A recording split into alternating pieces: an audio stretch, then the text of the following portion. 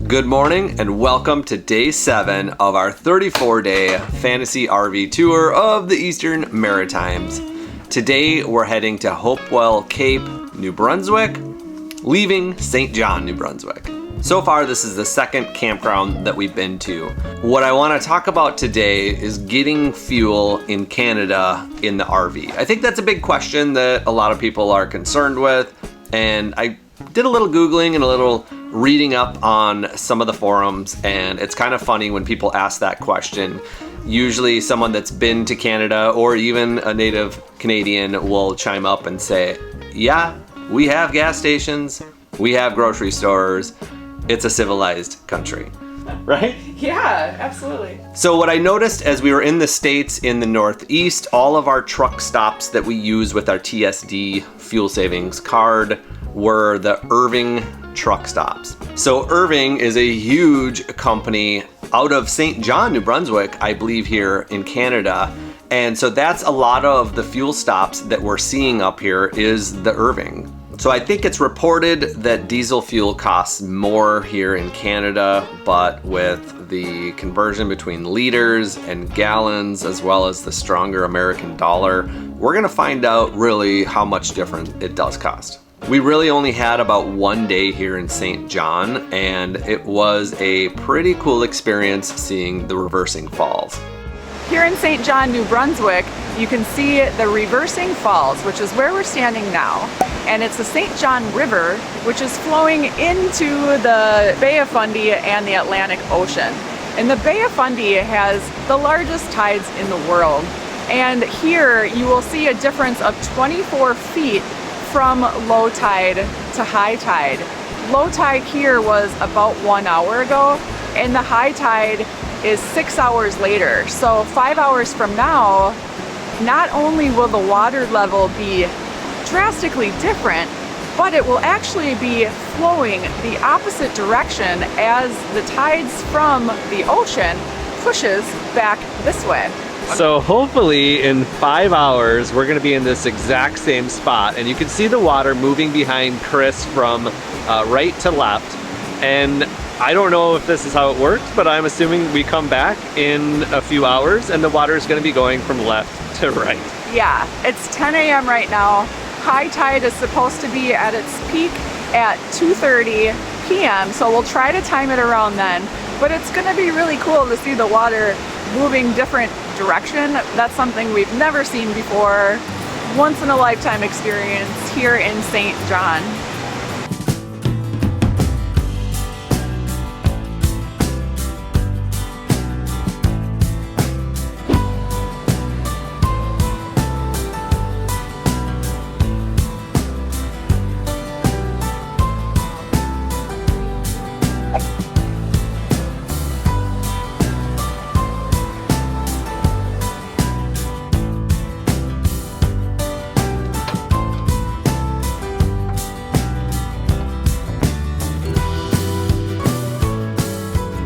So this RV park that we're at, I believe it's called Rockwood Park Campground. It's right next to Lily Lake, and there's actually a bunch of trails and I think even a few more lakes all around.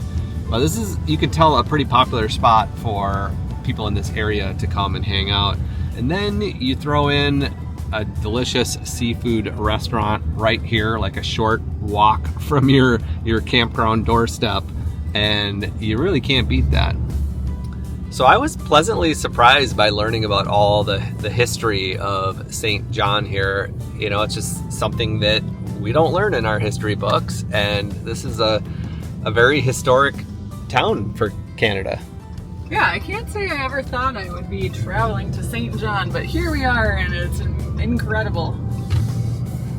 So this city actually reminds us quite a bit of La Crosse, Wisconsin. For any of those Midwesterners that are out there, La Crosse is on a river, and it's kind of on the bluffs and hills and trees like this, so it's just a very similar feel. And I was surprised how hilly this town is. It's like the houses and the roads and everything is built on a hill.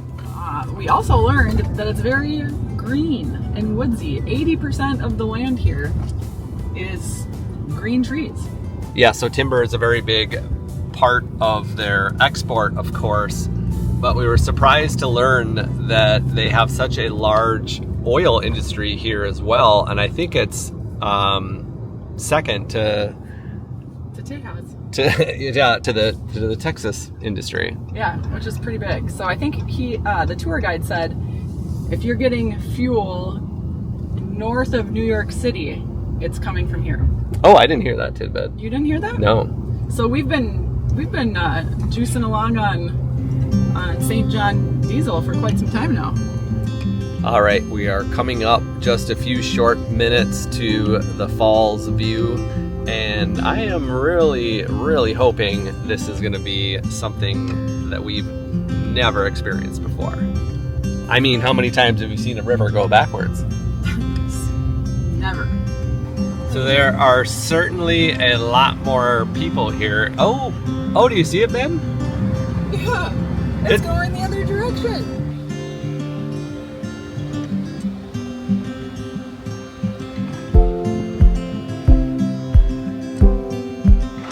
We've made it back to the reversing falls, and as promised, it's reversed. It is now flowing in the opposite direction behind us, which is crazy to see. Just 5 hours ago, we were standing at this exact point watching the water flow the opposite direction.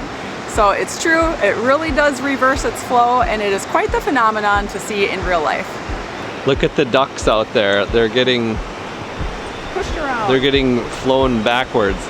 I wonder how confused the wildlife is when the river flows one way and then it flows the other way twice. Oh, they're all playing out there. I think the birds love it. I would say it because it's so cyclical that they're used to it. But also, I have to point out the water level. You can see it's much higher now. When we were here earlier, you could see the moss and the dampness on the exposed rock. And now the water level is covering all that up again. So here you can see the exact same shot that I did hours earlier, and the flow is truly reversed. And you can see the waterfowl. I don't know if those are ducks or I don't know what they are. They are just playing in the water. They look like they're having so much fun down there. I don't know if they're hunting, fishing, or if they're just playing, but that's pretty amazing.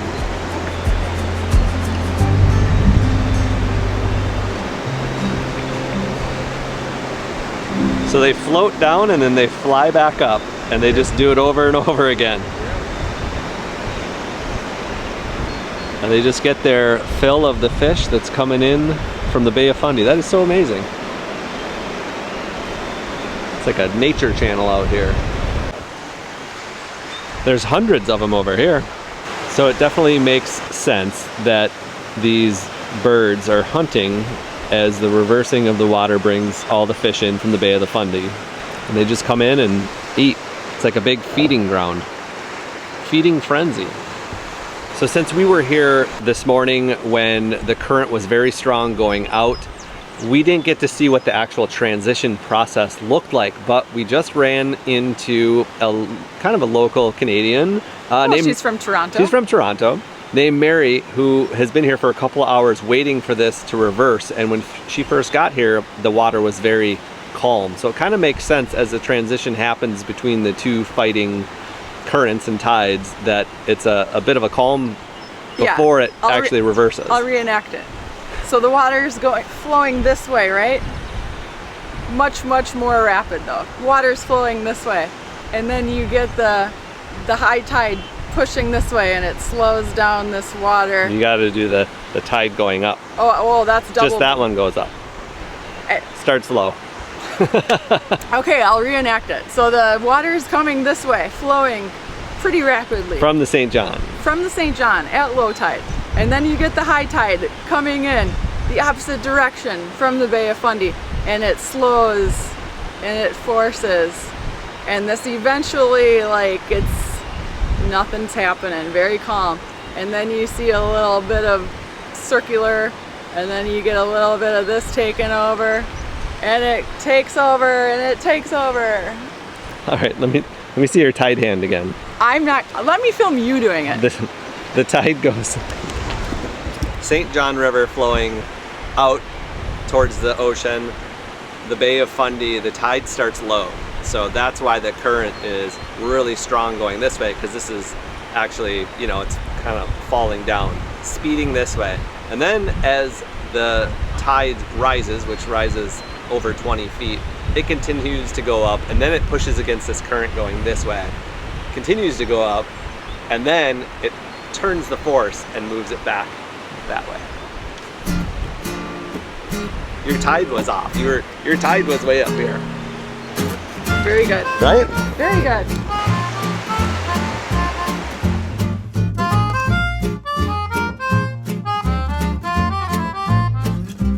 There's something about watching that flowing, rushing water move in both directions that just makes you want to get a beer. Right?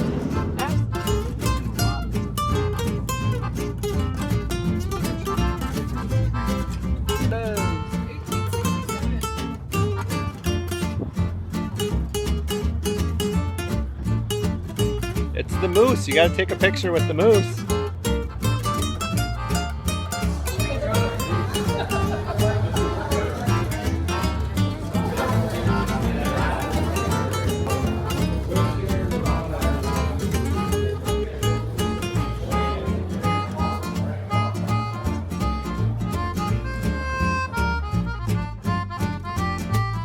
We are at Moosehead Brewery. It's the tap room specifically that we're at. And it's Aaron and I, of course, and our friends, Phyllis and Roger. And we're celebrating Phyllis's 70th birthday today. Hey, happy birthday. Happy birthday. Thanks so much for coming out with us today, guys. Our pleasure, thank you. Okay, so I cleared up some information in there because on the way here, we were speculating, is this the oldest brewery in Canada? No, that's not correct. It is not the oldest brewery in Canada, but what it is it's the last operated, independently owned brewery in Canada, meaning it's not sold off to anybody, it's still owned by Canadians. So that's a big deal.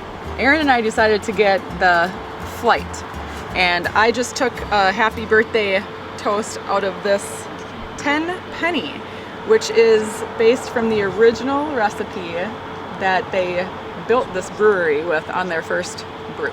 And then we went with the Moosehead Lager. That's the classic that they sell everywhere.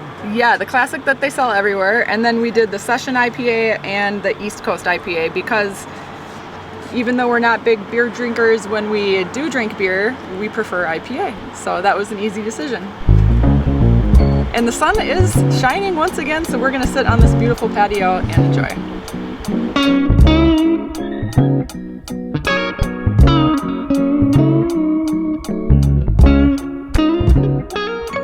We did a quick stop to the Moosehead Brewery because when you're that close to the only Canadian owned Moosehead Brewery out there, you got to stop and check it out. And they had really good beer. So as we head today to Hopewell Cape, there is going to be some fun kayaking as well as walking the ocean floor. So we've been kind of traveling along the Bay of Fundy, and the Bay of Fundy is known for its world-renowned tides, and they can vary from 20 to 50 foot difference between high tide and low tide. And so I think when we get there, we actually get to experience walking on the ocean floor at low tide, as well as kayaking around these flower pots, they call them, at high tide. So a lot of fun stuff coming up. The tour is going extremely well. We didn't really know exactly how this was going to, work with our schedule as we're continuing to film for the RVers television show as well as work our businesses that we own. But so far, there's been plenty of time to do sightsee as well as get a little bit done on our own time.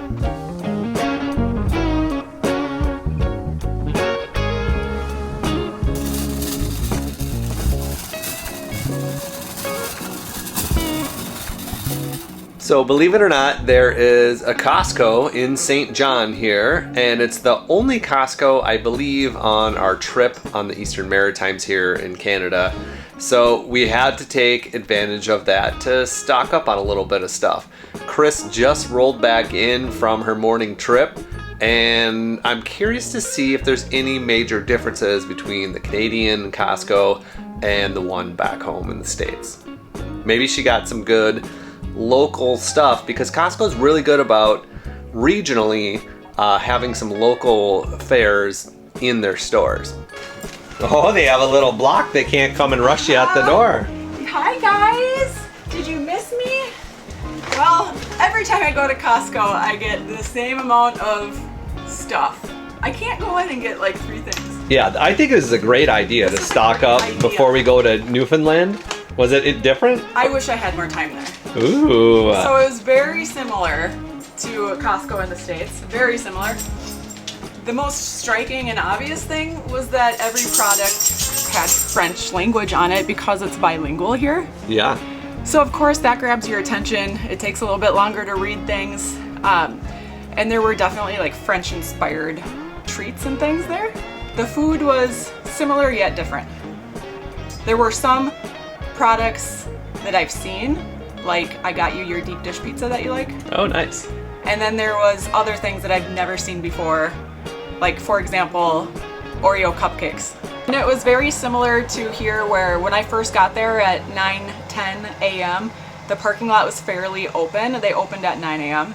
And then as I was shopping, you could see the crowds getting thicker, the lines were getting longer. One notable thing that I did notice there was their seafood selection. They had whole lobsters cooked, they had Dungeness crab, they had PEI mussels, and their seafood collection was impressive. Did they have PEI potatoes? No, I did not see those. I was trying to be really fast. Speaking of fast, we have about 40 minutes to check out. We gotta unload these groceries and get on the road. Yes. To our first Canadian fuel stop. Yay, it's gonna be a fun day. My heart's pumping. I feel like I've been up for 17 hours.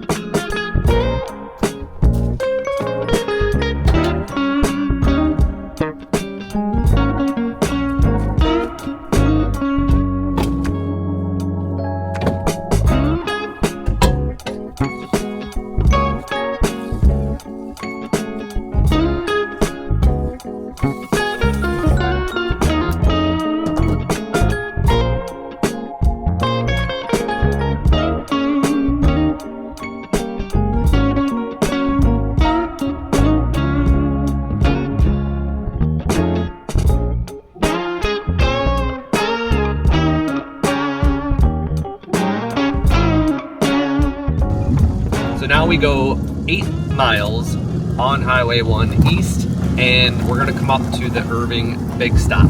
That's gonna be the diesel fuel truck stop that hopefully takes our TSD card, and we're gonna see how it goes. Yeah, that was kind of a loop-de-doop clover leaf, four-leaf clover leaf to get back onto Highway 1. Yeah. So the Open Roads app, which is the TSD fuel discount program that many of us use, does not work in Canada. You can see there's 0 stations in Canada. This is the United States over here, Maine, and you can see it's all Irving, as opposed to, you start going down, you see Loves and Travel Americas, but way up here it's all Irvings, because of St. John, where the Irving refinery is, way down here on the Bay of Fundy there. So it'll be interesting to see if the TSD card works. The app definitely does not. You're driving back this way? Yeah, I probably would. So they have a nice, tall, regular canopy. There's a Class A right there getting fuel at the standard fuel station, and then we're gonna roll around back to the truck stop. Hopefully that card works. If not, we'll be rolling back around to the front. You notice they called it big? They called it a big stop, and what that means is that it has a truck stop attached to it, I believe.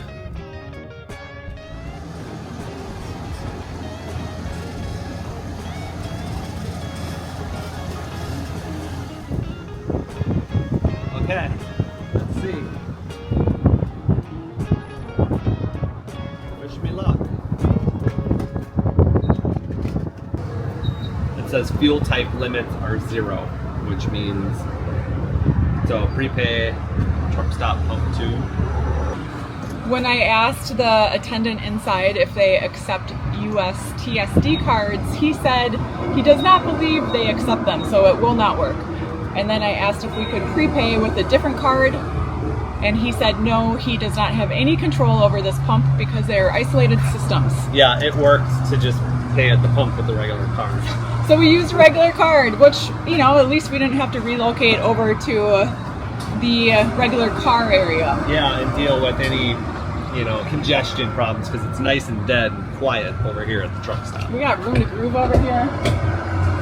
Okay, it's $1.76 a liter, and we're gonna have to do some math and figure out exactly what that is per gallon. So $1.76 per liter.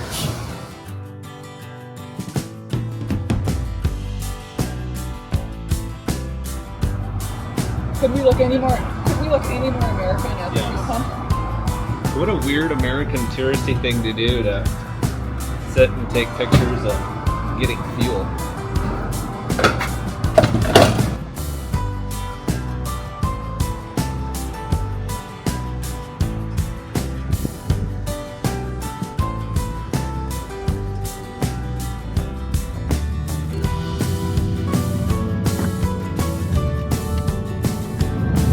Okay, so here's the skinny on the conversion. There's 3.785 liters in a gallon. So you take the 3.785 and you multiply that times the $1.76 per liter, gives us $6.66 Canadian. I'm so good. Per gallon. So nailed that. So $6.66 Canadian. But it doesn't end there because the American dollar is stronger. So we're going to take the 6.66, multiply it times 0.78, and that gives us, any guesses? You said 6.66? Yep, times 0.78. Shoot, 'cause that's a tough one to do off the limb in the head. I'm going to go with 520. Whoa, I didn't even show her yet. It's $5.19 a gallon. I am basically part Canadian. She's a Canadian math nerd. I actually am really good at math. So the reason we know it's 0.78 on the conversion for the American dollar, you can probably just Google it and look it up, but we went to the ATM machine at the bank and we took out 100 Canadian dollars and they charged us 78 American dollars. So we know that it's 0.78 of a dollar. No, that does not include the ATM fees, of course, that the banks issue. That's just a straight conversion rate. So $5.19 a gallon, that's not bad. You know, we're, like we mentioned, going on a 2,000-mile Canadian maritime trip all the way up to Newfoundland, and it's, you know, that could be a big part of the budget if the fuel was, let's just say it was $8 a gallon. You know, that wouldn't be too fun at all. We can roughly get 10 miles per gallon. Yeah, we'll go with 10. Easy math. So that's easy. 200 gallons of fuel times 5.19. As long as it stays that way, I'm sure it's going to fluctuate as we travel. Yeah. Just over $1,000 in fuel. Hot damn. So, you know, anybody that's hot-shotted across the country in their RV or even in a car or vehicle, you know it costs a lot of money to do that. So yeah, I remember one season when we hot-shotted from the Grand Canyon to Florida. I believe that was 2022. That cost us $1,300. yeah, when the fuel price was much higher. Yeah, that was when fuel was high. Yeah, when we first started traveling in 2019, it was $2 per gallon for diesel fuel, especially in Texas. I think $2.30 was as low as we paid back in 2019. I think. So here's Chris's conversion app, and if we do 666, comes up even less, 488. So yeah, 519 is what we had. That was probably, like you said, due to the extra charge we got from the bank. So under $5 per gallon, just over 4 something, 488. Not bad. Why don't you type in $100 to see what $100 is for easy math in our brain? 73. Okay. So we got charged $5 as a fee. Or the rate fluctuates. Or the rate fluctuates. But that's how strong, you go out and have $100 Canadian dinner and you're going to end up paying 73 American. US dollar, I should say.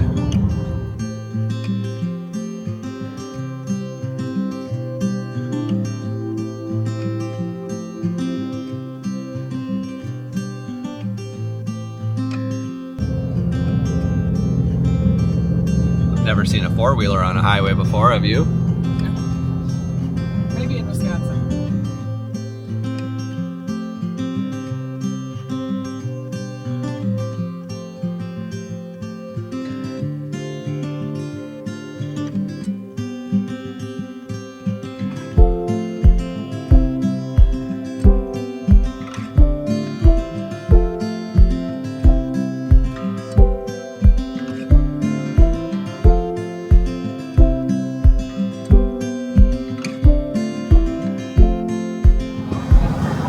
You see the muddy waters? It's almost like brown. Oh, from kicking around. Yeah. One of the highest tides in the world.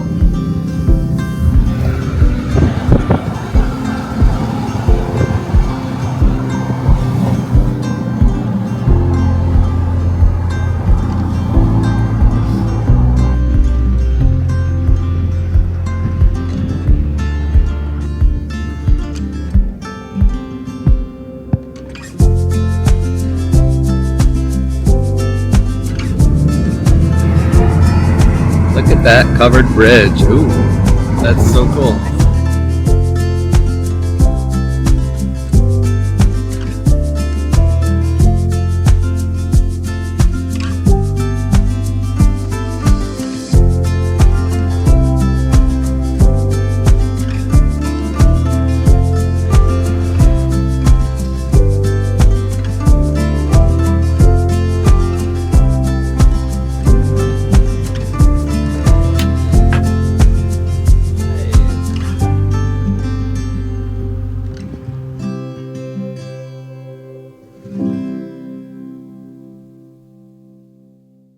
Well, look at this.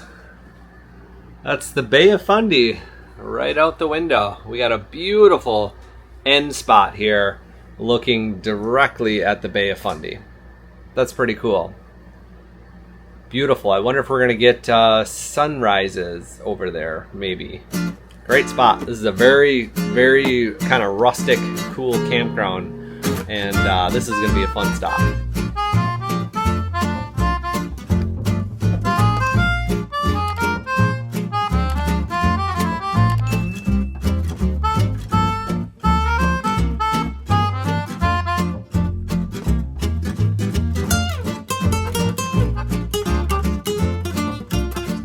Ever wonder where the name Irene Iron Travels comes from? It's actually named after my online fitness and nutrition coaching business, Irene Iron Fitness. I help people move better, feel better, and eat better with strength training and real food. No fad diets, no harsh restrictions, no counting calories, and absolutely no processed food in a package. If you want to get stronger and feel better at any age, check the description below for the links with my new client special, or join in on our next and upcoming group challenge.